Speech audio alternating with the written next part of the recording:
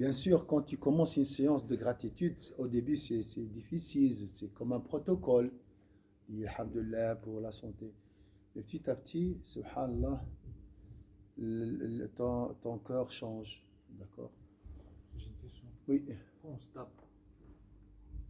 On est censé dire Alhamdulillah, par exemple.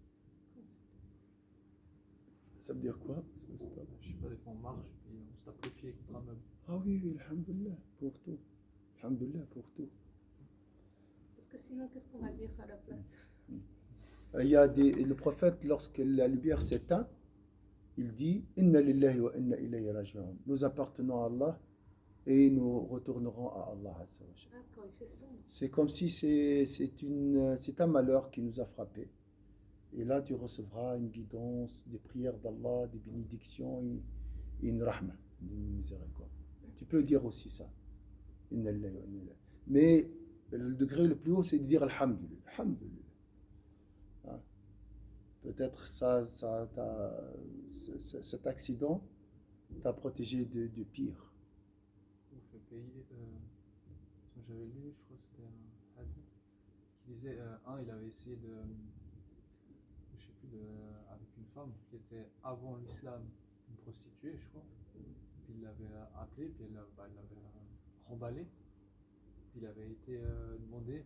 Puis après, en fait, en partant, il s'est ramassé un poteau. Ouais.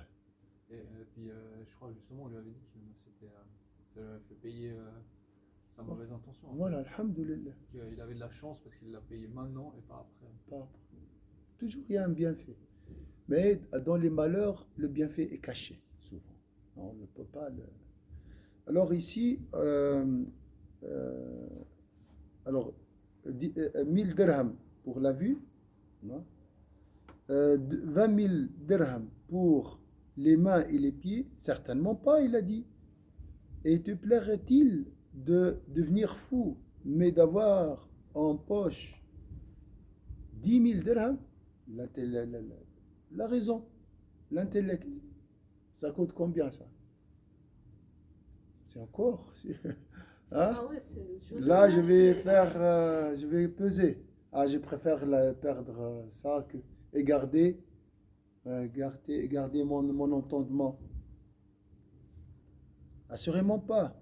Alors, n'as-tu pas honte de te plaindre de ton maître alors qu'il a disposé en toi l'équivalent de 50 000 dirhams? Ça, c'est le minimum. Hein. C'est seulement ça.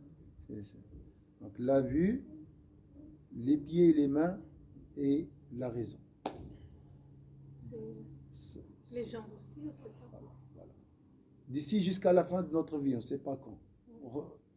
Essayez de faire cet exercice. Combien de fois tu vas dire Alhamdulillah pour la raison, pour les mains et les pieds, pour la vue, pour l'ouïe, pour le nez, etc.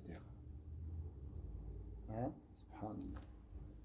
Après, on va dire moi, j'ai rien, moi, regarde les autres.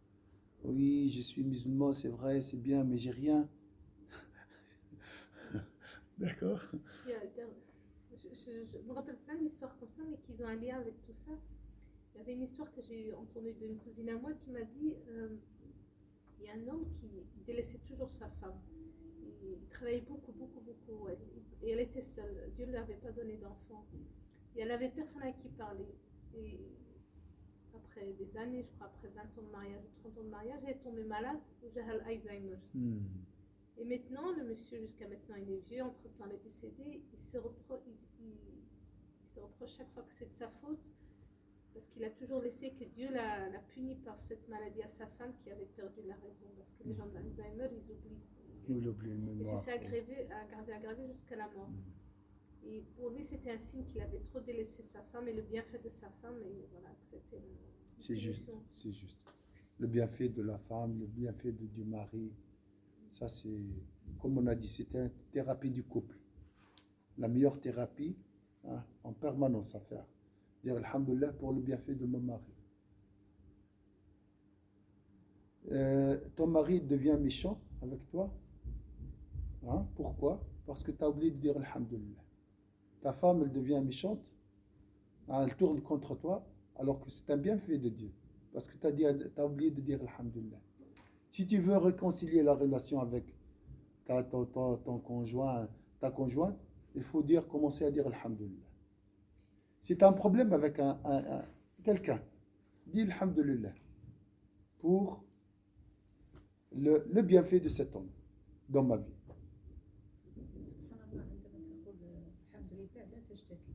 Ah oui, tu ne peux pas.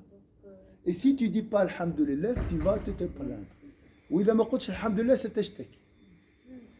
0-1, comme dans l'informatique. Soit il y a deux voies. شاكرا أو كفورا. إنا هديناه السبيل إما شاكرا وإما كفورا. Dans la vie, il y a deux voies. Le chemin de la gratitude, le chemin de l'ingratitude. Mais est-ce qu'on peut dire que l'autre partie, elle est méchante par rapport à ce que nous on a fait, ou c'est juste une coïncidence parce que Dieu a voulu ainsi? Simple, Samira. Alhamdulillah. Alhamdulillah. Sans entrer dans les détails. Alhamdulillah, telle qu'elle est. Oui, parce qu'on ne peut rien faire ni changer la personne. C'est Allah qui change. Accepte, dis Alhamdulillah. Et c'est tout. Point. Sans développement. Parce que quand on commence à... Ouais. Ah oui, c'est Noël, il a des qualités, il a des défauts, et là, on gâche tout. Ok. C'est très joli, alhamdulillah. Donc, ici, on a vu juste le bienfait juste. Hein. La vue, les mains, les pieds et l'intelligence. Et pour finir, il a refusé. Ah oui, oui, non, mais bien sûr. Hein. Parce que l'argent ne va rien servir s'il n'a pas les mains pour l'utiliser, s'il n'a pas la vue pour les voir. Alors, C'est l'essentiel. Exactement. Alors, je vais juste enregistrer, faire une pause de 5 minutes.